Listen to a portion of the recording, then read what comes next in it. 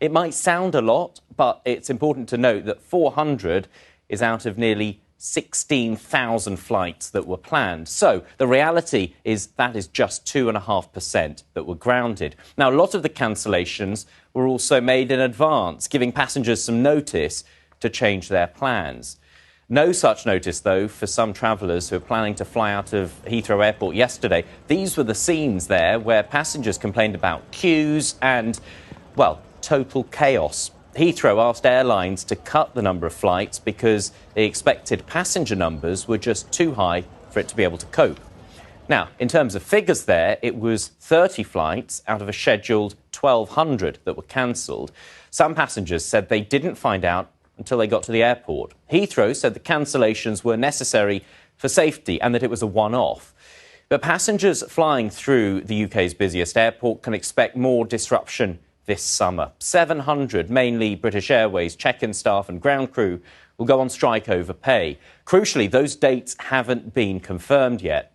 We know that staffing issues have caused problems at other airports as well.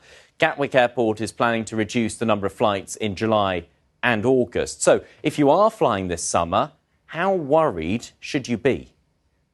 I have to be absolutely honest and say that going into July and August, I've never seen quite this scale of disruption in any previous summer. Of course, it's all to do with the lack of resilience in aviation to get you and hopefully your luggage off the ground and safely to your destination requires dozens of aviation professionals being in the right place at the right time and all getting their jobs done. And a lot of those people have wandered away from the aviation industry, which is why we are so stretched right now.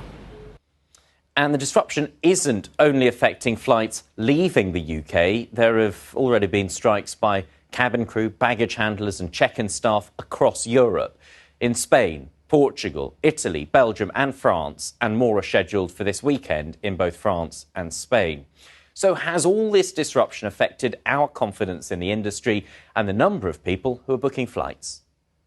It's really interesting. What we have seen is the appetite to travel is still very, very significant.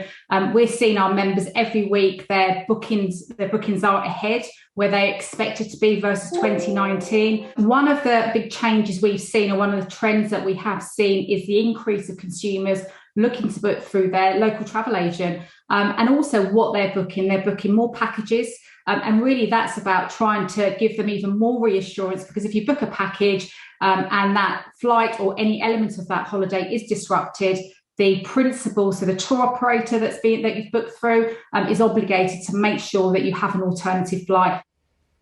Now, the important thing to remember here is that despite those pictures of queues at airports and the reports of strikes and cancellations, the numbers are still very low. The risk may be higher than in previous years, but the vast majority of people will still manage to get away on holiday as planned.